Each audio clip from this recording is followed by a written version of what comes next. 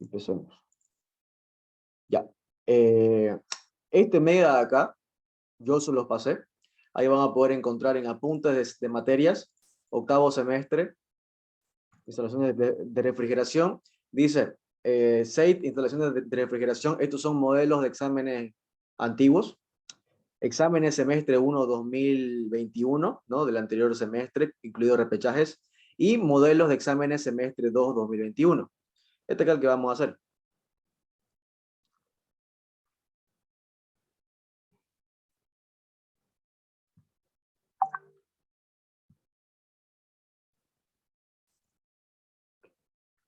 Pueden ver, chicos, ¿no? Lo que les muestro en pantalla. Sí se puede ver bien. Bien, en esta parte de acá, digamos, la primera pregunta es teórica, ¿ya? El ingeniero suele hacerla en clases, ¿no? Y sencillamente solo copiar la parte teórica. Vamos a copiar, le voy a copiar esta parte acá, ¿ya? No, esta parte acá. Entonces, la primera pregunta es teórica, pues, ¿no? Aquí, ¿qué te pide? Se tiene transmisión de calor, bueno, transmisión de calor con fluido a contracorriente, ¿no? Se quiere demostrar esa parte de ahí. Entonces, lo que ustedes tienen que hacer sencillamente es demostrar de manera termodinámica la cantidad de calor que se transfiere, ¿no? Esta parte de acá son las chicanas, ¿no? La que permite que el fluido se mueva en una cierta dirección. Aquí entra agua, por acá entra aire, ¿no? Perdón, por acá entra aire húmedo y sale aire con un estado diferente. Entra agua con una temperatura inicial T1 y sale con una temperatura final T2, ¿no? Tenemos entonces un fluido que está a contracorriente, ¿no? El agua se va de manera hacia la derecha y el aire está de manera a la izquierda, ¿no? O sea, están a contracorriente. Entonces como está a contracorriente, su gráfica ¿dónde está? Suele ser la siguiente. Okay. Tenemos la temperatura, ¿no? Y el agua empieza con una temperatura T1, ¿no? Que sería, bueno, el agua suele ser caliente, ¿no? Suele ser caliente, entonces disminuye hasta una temperatura T2, ¿no? En esta dirección de acá, ¿no? T2. ¿No? Este suele ser fluido caliente. Fluido caliente, ¿no? Y el aire suele ser al revés, ¿no? Suele estar frío, ¿no? Y se calienta. T2, perdón. Gamma 2. Gamma 2 representaría la temperatura del aire, ¿no? No, esto sería el fluido frío. Fluido frío. Listo. Entonces, básicamente, el delta de temperatura es el que aparece entre estos dos, ¿no ves? ¿Para qué se utiliza eso? Esto se utiliza para la temperatura media logarítmica, ¿ya? Ahorita vamos a verlo más adelante. Entonces, aquí el momento de que hay que considerar, ¿no? Sería hacer un análisis termodinámico, ¿no? El calor que se transfiere, ¿no? Del agua hacia el aire va a ser el mismo que se transfiere ¿no? Que recibe el aire, ¿no? Que recibe el aire, ¿no? Entonces, de manera termodinámica, el calor que se transfiere del agua es igual a la masa, ¿no? El flujo másico del agua por un coeficiente calorífico, generalmente vale 4.18 creo, multiplicado por la temperatura final menos la temperatura inicial, ¿no? ¿Qué quiere decir esto? Que se transfiere calor, ¿no? Como la temperatura T2 va a ser menor que la temperatura T1, significa que el calor va a salir del agua, ¿no? Y va a entrar al aire. Entonces, el calor que va a recibir el aire va a ser igual al flujo másico del aire seco, multiplicado por las entalpías, ¿no es? La entalpía 2 menos la entalpía 1, ¿no? La entalpía 2 menos la entalpía 1. No, perdón. No. La entalpía 1 menos la entalpía 2. ¿ya? De esta manera, el aire va a recibir el calor que va a salir del agua, ¿no? Y se cumple básicamente la conservación de la energía, ¿no? Que todo lo que va a salir del agua va a entrar al aire, ¿no? De acá, encontramos lo que sería la cantidad de calor que se va a transferir. Ahora bien, si queremos encontrar cuánto va a ser el caudal que circula por el agua o por el aire, sencillamente, ¿qué tendríamos? Tendríamos que el caudal volumétrico de agua es igual al flujo másico de aire, flujo másico de agua, perdón, dividido entre la densidad del agua. Y bueno, la densidad del agua es función de la temperatura, pues no es función de la temperatura. Y bueno, función de la temperatura y de la presión, pues no es de la función de la temperatura y la presión. Y el aire, ¿no? El aire seco, va a ser la masa de aire seco dividido entre la densidad de aire, ¿no? De la densidad de aire seco, ¿no? Y esto acá es función de igual de la temperatura, ¿no? Temperatura, ¿no? Esta fórmula, ¿se acuerdan de mecánica de fluidos, no? Es el flujo másico es igual al caudal volumétrico multiplicado por la densidad del fluido, ¿no?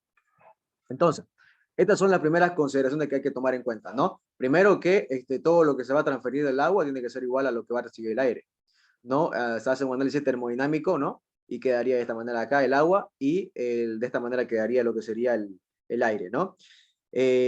Una vez ya definido esta parte acá, se toma en cuenta algunas consideraciones que el ingeniero lo coloca, ¿no? Al final. Que, por ejemplo, aquí en esta parte de acá, fíjense que el, el, la temperatura con la que termina el aire va a ser menor, perdón, no, no va a estar así. Ya. La temperatura con la que termina el aire va a ser menor con la que termina el agua, ¿ya? Primera consideración. Segunda consideración, la velocidad a la que va a circular el fluido. Generalmente, como el aire va a circular a una velocidad entre 2.5 hasta 5. Una mayor velocidad implica que se puede atascar, ¿no? Se puede atascar y puede provocar erosiones en el intercambiador. Y si hay erosión y si hay incrustaciones, obviamente el rendimiento va a disminuir, ¿no? Entonces no va a transferir la misma cantidad de calor que se quiere transferir. Por eso es que más o menos se trabaja con una velocidad entre 2.5 a 5 metros sobre segundo. Y finalmente, el calor transferido total, ¿no? Por parte del intercambiador va a ser esta constante, ¿no? De, de conducción del calor, bueno, esto se llama, en realidad se llama resistencia térmica, ¿no? Va a ser la resistencia térmica por el área del intercambiador por la temperatura media logarítmica, ¿no? Fíjense que de acá la cantidad de calor la conocemos, ¿no es? Es conocida. ¿Por qué es conocida? Porque tenemos aquí, no es esto acá. Tenemos estas dos fórmulas que nos puede calcular cuánto va a ser la cantidad de calor transferida. Ahora bien, aquí, ¿qué tenemos que calcular? Tenemos que calcular cuánto vale la resistencia térmica, ¿no? Esta acá se llama resistencia térmica del intercambiador. Resistencia térmica. Esta acá sería el área del intercambiador. Y esta acá sería la temperatura media logarítmica, ¿no? Temperatura media logarítmica. Listo. Entonces, de acá fíjense que tenemos que calcular básicamente 2 de 3, ¿no? O calculamos cuánto vale la resistencia térmica, o calculamos cuánto sería el área, o calculamos cuánto sería la temperatura media logarítmica, ¿no? Podemos calcular en realidad las tres, ¿no? Vamos a ir paso por paso. La resistencia térmica del intercambiador sería igual a K, igual a 1 dividido entre 1, H1, más 1, H2, más el espesor dividido entre la longitud del intercambiador. Perdón, coeficiente de conductividad térmica, ¿no? ¿Qué vale H1? Es el coeficiente de convección del agua. coeficiente de convección del agua, o sea, saben ustedes que hay tres maneras por las que se transmite calor, ¿no ves? Ya sea por movimiento del agua, o sea, por convección, por conducción, por contacto entre dos cuerpos, o por radiación, ¿no? Que es lo que sería bien, vendría a ser el sol, por así decirlo, entre otras. Entonces, H1 vendría a ser el coeficiente de convección del agua. Del agua. Listo. H2 vendría a ser el coeficiente de convección del aire húmedo.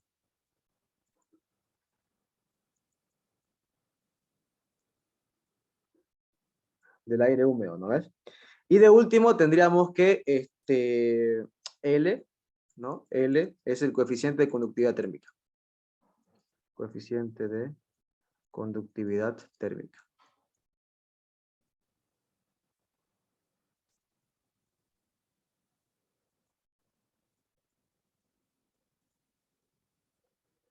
Del material, ¿no? Esto es propio del material, o sea, del blindaje, ¿no? Y E, pues el espesor, ¿no? El espesor de la pared plana, ¿no? Por el que hay intercambio de calor. De la pared plana. ¿Listo? De esta manera encontramos cuánto sería nuestra resistencia térmica, ¿no? Si ustedes lo quisieran representar, fíjense que esto acá estarían en paralelo, ¿no? Es como colocar así, así.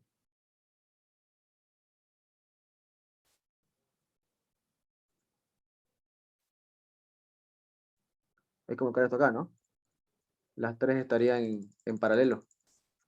La del convección del agua, convección del aire húmedo y el espesor por la conductividad térmica del material del blindaje, ¿no? Es como estos tres están en paralelo. ¿Sí? De esa manera encuentra la resistencia térmica. ¿Cómo encontramos el área en el que aplica el intercambiador? Bueno, el área. El área va a ser igual al número de tubos por pi por el diámetro por la longitud del tubo. ¿Ok? Pi por el diámetro por la longitud del tubo. No, fíjense que aquí pi por el diámetro es el perímetro, ¿no ves? Es pi por el diámetro. O sea, básicamente esto de acá son el área lateral, ¿no? Por así decirlo, es el área, o sea, es el área lateral del blindaje, ¿no? Entonces, el área lateral de un cilindro, ustedes saben que es pi, 2 pi r, ¿no es? Vamos a explicarlo de nuevo. El área de un cilindro, ustedes, bueno, el área lateral, ¿no? El área lateral de un cilindro es igual a 2 pi por r, ¿no? O sea, todo el perímetro multiplicado por la longitud, ¿no es? La longitud. Entonces, el área lateral, 2 por r en realidad es el diámetro. Entonces va a ser el diámetro, va a ser pi por el diámetro por L, ¿no? Y esto sería esta parte de acá, ¿no ves? Y bueno, el número de tubos es el número de tubos en el que está compuesto el intercambiador, ¿no? Que se tiene que colocar para cada uno, ¿no? ¿No? De esta manera entonces encontramos lo que sería el área del intercambiador. Si no te da, por ejemplo, el número de tubos, podrías encontrarlo, ¿no? Pero bueno, aquí te lo pide de manera teórica. Y de último, la temperatura media logarítmica. La temperatura media logarítmica es igual a delta T1 menos delta T2 dividido entre el logaritmo de delta T1 dividido entre delta T2, donde delta T1 es igual a T1 menos gamma 2 y delta T2 es igual a gamma 1, perdón, T2 menos gamma 1.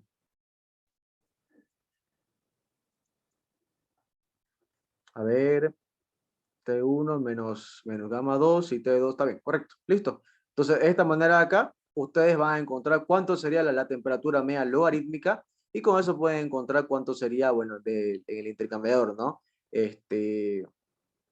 Cualquier parte que les dé, ¿no? Por ejemplo, ¿no? De manera teórica, estos datos acá, todo esto acá se conoce, pues, ¿no? Todo esto acá generalmente son datos, es datos del fabricante. Entonces, como estos datos del fabricante, vos podés calcular cuánto va a ser su resistencia térmica, ¿no ves?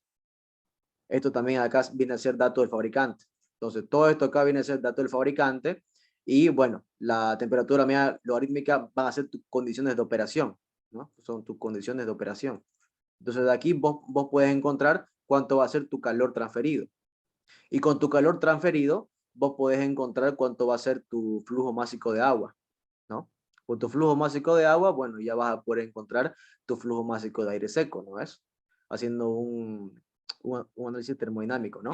De esa manera es como ustedes, pues, se razonan, ¿no? Estas partes de acá vienen a ser datos del fabricante, esta parte de acá viene a ser tus características de operación, cómo quieres operar tu equipo, y con eso, pues, ya calculas cuánto va a ser tu flujo másico de agua y tu flujo másico de aire. ¿Bien? Esto, como le repito, de manera teórica, ¿ok? Bien, chicos, ¿están en esta parte? Sí, sí, una cosita más. No te pregunten paralelo, ¿no? O sea, Paralelo. no Creo que, preguntan, ¿no? creo que preguntó en el otro modelo, creo que no, a ver. No, no, no pregunta. Aquí te pregunta Ah, ya. por conducción. No. Sí, pero no sé. Ah, ya. Gracias. Aquí, por ejemplo, te pregunta ley general de transmisión por calor, ¿no? O sea, tenés que demostrar la fórmula de conducción, ¿no? Sí. ¿Bien? Bueno. Bueno, en el examen que el ingeniero pregunta, por lo que he visto en los últimos semestres, te suele preguntar una de teoría, ¿no? Una teórica que vos tenés que demostrarlo, y dos problemas, ¿no? Y en los problemas ustedes saben que puede entrar ya sea ciclos en frío, puede entrar psicometría, puede entrar mezcla de gases, puede entrar conducción de calor, creo que esos son los temas, ¿no? O sea, puede entrar cualquiera de torre de enfriamiento, también puede entrar, todos esos temitas el ingeniero puede llegar a preguntar, ¿no? Pero por lo que he visto, siempre coloca una de teoría y dos de ejercicios.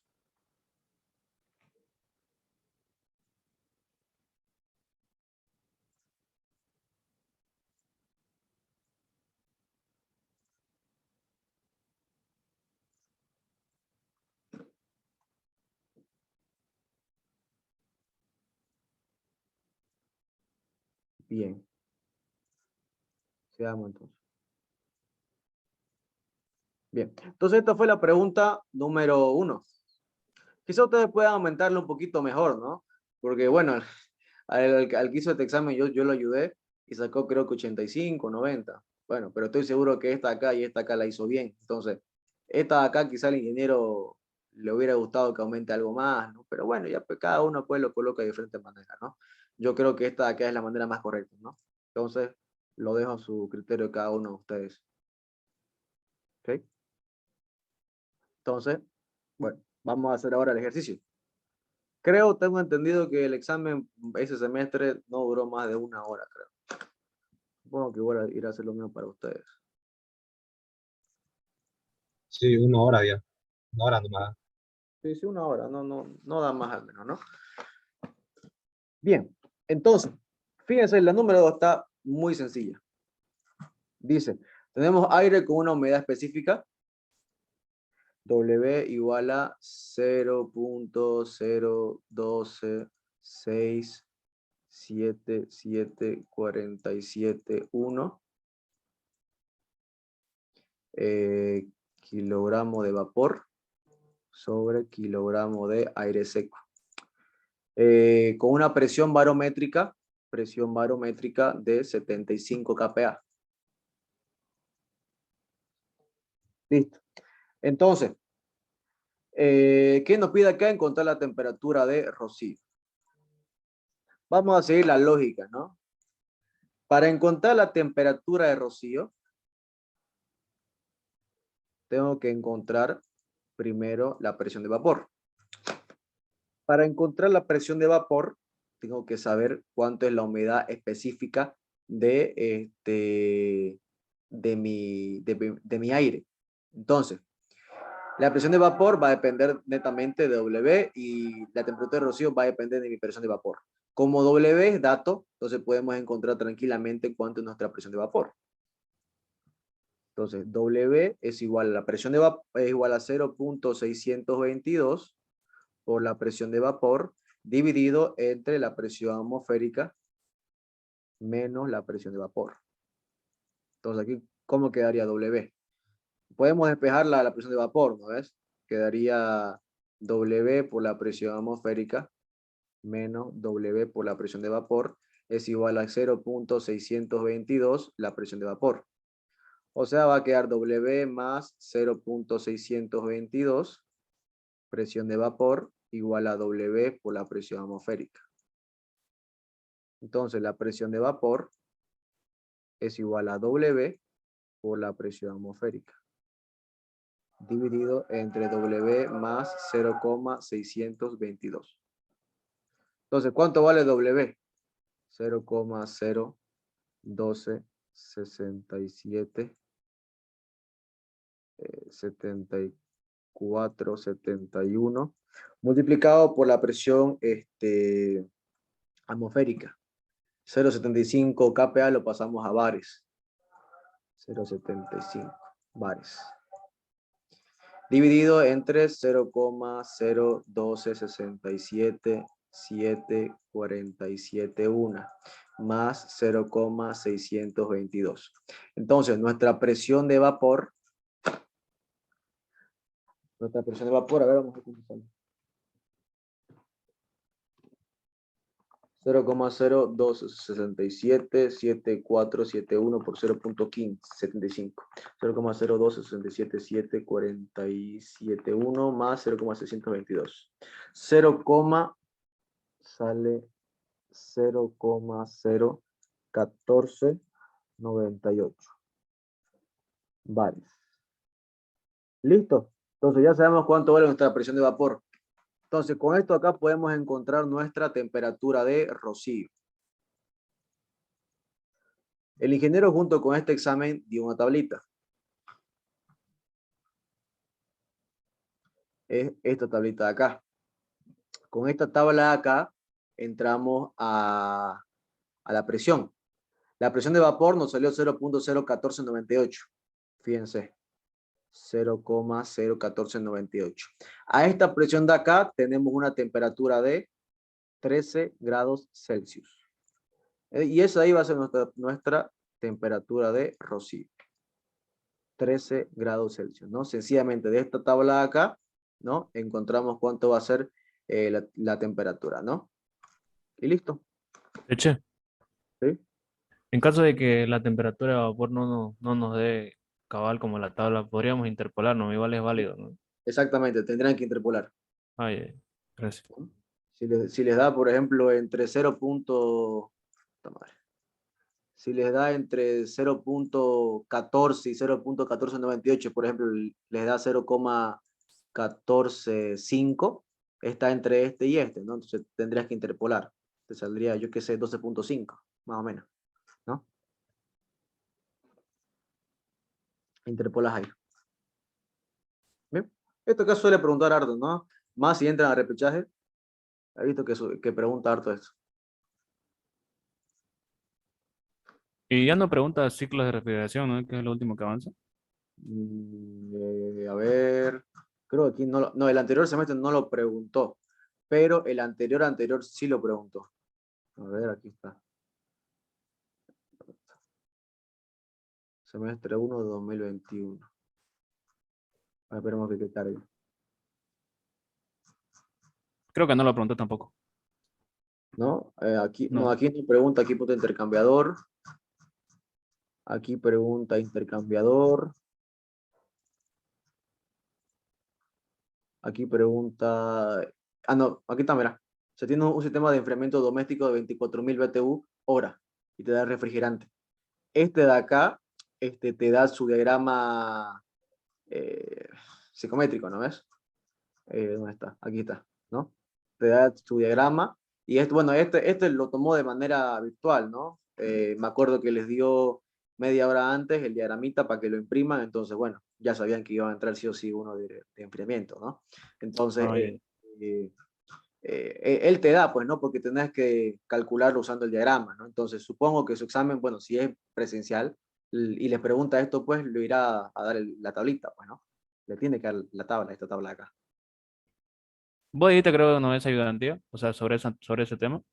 Sí, sí, está en mi canal de YouTube. ¿Lo pasas por el link, por favor? De que termine. Gracias. Claro, Sí, le por paso. favor, lo pasas el link. Claro, Lo claro, tiene a punta de Excel, hermano. Gracias. le paso, no hay problema. Bien. Bien, entonces este sería el número 2, ¿no? Sencillo, corto, pero bueno, aquí suele preguntarlo harto de esta acá. ¿Qué se le pasa?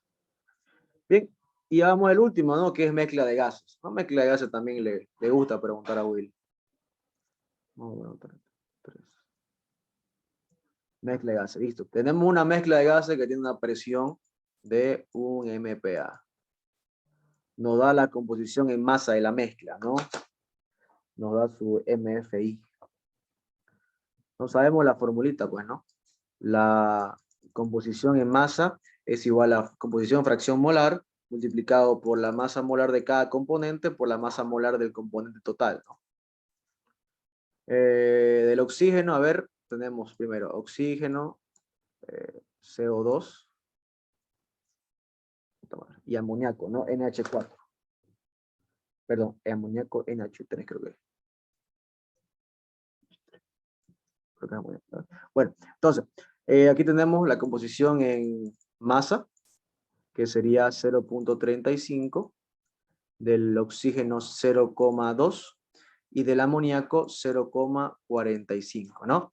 Entonces, de acá, pues, calculamos su componente molar de cada uno de ellos, ¿no ves? Del oxígeno sabemos que vale 16. 16 por 2, 32. 32, ¿no? Aquí, por decirlo, vamos a poner su PM, ¿no? Vamos a ponerlo así. 16 por 2, 32. Aquí, del carbono es 12, creo que tengo. Sí, 12. 12 más. Del oxígeno es 16 por 2. Entonces va a ser 32 más 12, 44. Y del amoníaco, del nitrógeno es 14. 14 más del hidrógeno es 1. 1 por 3, 17. Listo. Entonces, con estos datos acá, podemos calcular cuánto va a ser nuestra composición molar. ¿Qué te pide en realidad? Inciso A, te pide hallar la masa molecular aparente. Entonces, ¿qué te pide? Hallar esta M de acá. Entonces, esa M de ahí va a ser MFI dividido entre MI por M, ¿no? Entonces, nuestra Y sub I, ¿no? Va a ser igual la composición en masa por la masa molecular por la masa total. ¿Cuánto sería? A ver, sería 0.35 dividido entre 32. 0,10, 0,010. Disculpa que es Jesús. ¿Cómo? Y eso Y es eso, la fracción en molar, del peso molar del componente. Y esta de acá, MFI, es la fracción en masa, ¿no? Aquí fíjate, composición en masa de la mezcla, es MFI. Y Y sub I es la composición en molar, ¿ya? Del componente molares, ¿no? De ahí, que sería 0.2 dividido entre 44. 0,0045. 45,5M. Y de último, 0.45 dividido entre 17. 0,026. 0,026 47M. Listo. ¿Qué más sabemos aquí? Sabemos que la sumatoria de todos los componentes molares tiene que ser igual a 1. Tiene que ser igual a 1. Entonces, sería 0,01094 por M más 0,00455 M más 0,02647 M igual a 1. Entonces aquí M te saldría es 1 dividido entre 0,01094 más 0,00455 más 0,02647. 23,83. 2 kilogramos sobre Kmol. ¿Listo? Entonces, esto sería la pregunta: ¿cuánto es nuestra masa molecular aparente de la mezcla? Bien. ¿Qué más nos pide? La presión parcial del amoníaco, ¿no? La presión parcial del amoníaco, pues sencillamente se encuentran con las presiones de Dalton, ¿no ves? Aplicando para cada uno. Antes de hacer la inciso B, vamos a hacer inciso C. ¿Ya? ¿Qué nos pide inciso C? Nos pide la fracción molar, ¿no? O sea, esto de acá, Y sub I, de cada componente. Entonces, por ejemplo, del componente del oxígeno es 0,01094 por M. Del dióxido de carbono es 0,00455 M. Y del amoníaco es 0,02647 M. Listo. Reemplazamos cuánto sería M. CO2.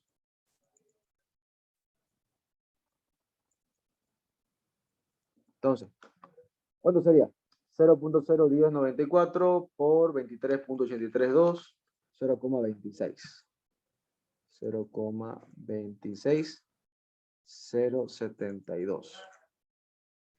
Del dióxido de carbono, 0,00455 por 23,832.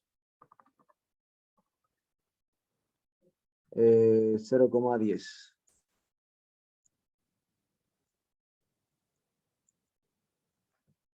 Y del último del amoníaco, 0,02647 por 23,832. 0,63083. Listo. Esto acá vamos a hacer su fracción molar de cada componente. Y de último, nos pide la presión parcial del amoníaco. Entonces, la presión parcial, ¿no? Es igual a la presión total multiplicado por Y sub I. Entonces, por ejemplo, para el amoníaco va a ser su fracción molar del amoníaco 0,63083 multiplicado por la presión total, que vale 1 MPa. Entonces, la presión del amoníaco es igual a 0,63083 MPa. Y listo. De esa manera, pues se puede encontrar igual, ¿no? Es la presión parcial del dióxido de carbono y del oxígeno, ¿no? Sencillamente con esa fórmula, ¿no? Y ya estuvo. Pues básicamente de acá, pues, ¿no? Se quedaría, pues, ¿no? Que la presión total es igual a la presión del amoníaco más la presión del dióxido de carbono más la presión del oxígeno, ¿no? Las presiones parciales de cada componente, ¿no? Bien. Y esta acá sería la número 3, chicos. ¿De acá tienen una pregunta?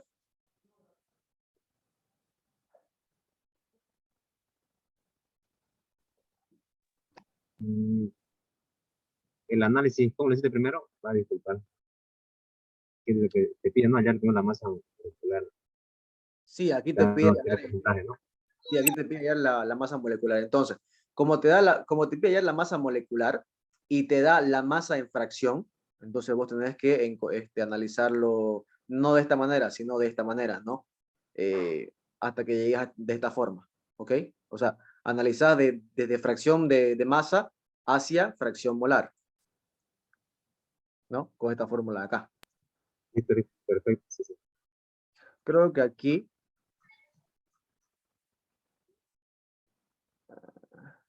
por ejemplo, al revés, miren, te da la composición molar de la mezcla. Entonces, ¿cómo sería? ¿No? El oxígeno O2, CO2 y NH3. Y sub i es igual a 0,2, 0,2, 0,6. ¿Cuánto vale mi? 32, 44, 17, ¿no? ¿Eso era? Entonces, mfi era igual a y sub i por mi sobre m, ¿no ves? Esa era la fórmula. Entonces, bueno, aquí hacemos lo mismo, ¿no ves? mfi va a ser igual a y sub i por mi sobre m. Entonces va a ser esto por esto, ¿no? Por ejemplo, aquí 0.2 por 32 es 6.4 dividido entre m. 44 por 0,2 es igual a 8.8 dividido entre m. 0.6 por 17 es igual a 10,2 dividido entre m. Listo. ¿Cómo sabemos cuál sería nuestra masa molecular aparente? La sumatoria de las fracciones de masa es igual a 1. Entonces, 6.4 dividido entre m más 8.8 dividido entre m más 10.2 dividido entre m es igual a 1. Entonces, ¿cómo quedaría? Bueno, aquí m quedaría 2, no, perdón, 4 quedaría. Quedaría 4, 11, 19, 25. 25.4 kilogramos Kmol. Y listo. Con esto tenemos cuánto va a ser nuestra masa molecular. Si queremos saber cuánto va a ser nuestra masa en fracción, MF, por ejemplo, del oxígeno, por ejemplo, acá, del amoníaco, ¿no? M del amoníaco va a ser igual a ¿qué? Y del amoníaco por M del amoníaco por M del amoníaco dividido entre M. O sea, básicamente, ¿cuánto sería? Sería 10,2 dividido entre 25.4, ¿no ves? Esta sería nuestra fracción en masa, ¿no? Si queremos saber cuánto sería nuestra presión parcial, ¿no? Nuestra presión parcial del amoníaco es nuestra presión total por nuestra fracción molar. O sea, va a ser 5 por 0.6, o sea, 3 MPa. Y listo, ¿no? De esa manera ustedes tienen que analizarlo, ¿ok? Aquí ya se le dice la otra. Ajá. Muchas gracias, perfecto. Ya, Entonces, fracción en masa. Listo. Bien, chicos, con esto ya hicimos el modelo. Bueno, podemos organizar otra ayudantía y ya sea presencial o virtual. Yo tengo que ir ahorita a la U a hacer otra clase. Entonces, con esto estaríamos, yo creo, bien para seguir avanzando, ¿no? Les puedo seguir ayudando. Más en recuerdo más tarde, ahorita tengo que salir para que les pase los enlaces de mi canal para que ustedes puedan ver los videos, ¿no? Que tengo grabado ahí. ¿Ok? Listo, Gracias. gracias. Bueno, chicos, bueno, antes que salgan, pues no, como ustedes saben, la elección estudiantil probablemente sea este lunes, probablemente se alargue. Entonces, bueno, si es que se alarga o si es que no se alarga, igual yo les voy a pedir, pues no, su apoyo en el tema del ICU. Ustedes saben que yo estoy siendo candidato para el ICU. Y bueno, yo estoy yendo con todas las ganas y con todas las ideas posibles para mejorar nuestra carrera, ¿no? Hoy día fui a lo que es la rendición de cuenta y bueno, básicamente su rendición de cuentas fue decir que no hicieron nada porque no hay plata.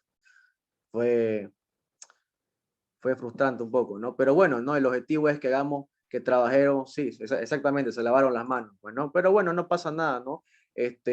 Vamos a ver si es como ellos dicen en realidad o nos las quieren charlar, pues, ¿no? No se preocupen de eso, yo voy a estar ahí para pelear y ver, por qué no han hecho nada o por qué, o si es mentira lo que nos están diciendo, ¿no? Yo quiero trabajar por la carrera, quiero que todos ustedes ya que están en lo último, no se están a refrigeración porque están en lo último casi, que quizás los eléctricos están en quinto semestre, pero los demás ya están en lo último. Quiero que tengan la solvencia para tener prácticas, ¿no? El objetivo por el cual yo estoy yendo para el ICU y por el cual también voy a ir, tengo contacto con el centro interno de SEIT, es para que las prácticas sean una realidad, no sufran al momento de llevar prácticas. Lastimosamente en esa materia son 80 alumnos, de los cuales pues 10 hacen prácticas y los demás no hacen nada. Y eso es un problema de que no ha habido una coordinación entre la dirección de carrera, centro interno y las demás empresas. Entonces, el objetivo principal para ustedes y los que les va a interesar va a ser ese sentido, ¿no? Las prácticas. Y una vez pasadas las prácticas, obviamente les va a interesar el tema de salir de la carrera, pues, ¿no? Que es lo que aquí quieren la gran mayoría.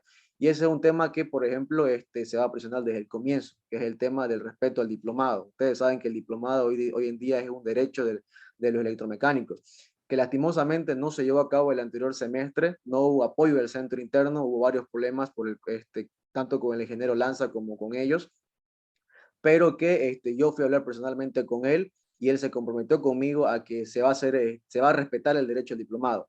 Pero ustedes saben, pues, ¿no? Entre decirlo y hacerlo hay mucho trecho. Pero lo que sí pueden estar seguros es que si a la primera que ande con que no quiera hacer eso o quiera vulnerar los derechos del estudiante, va a estar el centro interno ahí, voy a estar yo ahí para que podamos presionar al jefe de carrera y sea una realidad el diplomado y su modalidad de graduación que ustedes deseen, ¿no? Como también ayuda en los temas del título. Cuando yo salí, el título me costó mucho tramitarlo, nadie me guió. Y en realidad, pues es muy fácil, ¿no? O sea, si alguien te guía, en realidad va a ser muy sencillo que ustedes puedan tramitar su título. Y bueno, ¿no? Esas son las propuestas más o menos que yo creo que les va a interesar a ustedes, ¿no? Hay otras propuestas, ¿no? Como por ejemplo la creación de la Liga Electromecánica. Se está trabajando en el parque industrial para que esté en buenas condiciones, tanto el laboratorio. Quizá ustedes no lo van a ver de esa manera, pero sí son las propuestas, ¿no? Que se tiene dado. Es verdad que si salís, sí te dan el título en producción nacional, te lo dan los dos, te dan el académico y te dan el nacional. Lo que no está la carrera eléctrica, mecánica y electrónica es acreditada al CV, sí, no está acreditada al CV, pero te dan el título nacional, ¿no? Pero no está acreditada. Pero, o sea, eso lo que se tiene que hacer es que una vez haya la primera tandada de graduados.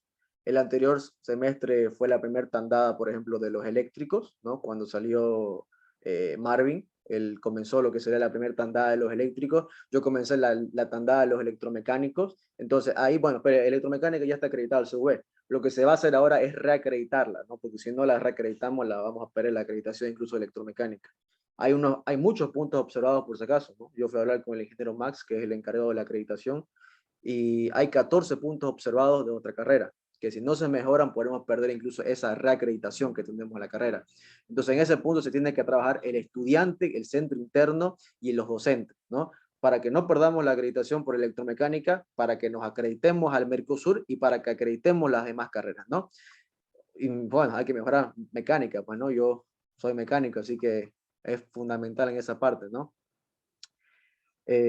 Obviamente, ¿no? En esa parte se va a querer dar siempre una ayuda a todos lo que sea en modalidad. Todo, ahí básicamente lo que quieren salir pues es salir rápido, ¿no? Ahí lo que se puede ayudar es que su defensa sea lo más rápido posible, ¿no? Eso fue, por ejemplo, lo que le prometió Lanza este semestre a los de seminarios, ¿no? Que iban a defender en un mes. Pero como les digo, ¿no? Del dicho al trecho es mucho, ¿no? Pero bueno, ahí lo que tiene que haber es un centro interno fuerte y alguien que haga cumplir su palabra a nuestro jefe de carrera, ¿no? Que es lo que se busca hacer con nosotros, ¿no? Bueno, chicos, entonces, ya saben un poco, ¿no? Espero su apoyo y si quieren otra ayudantía, me avisan por el grupo y coordinamos y no hay problema, ¿ok? Listo, gracias, nos vemos. Gracias. Gracias. Gracias. Nos vemos, muchas gracias.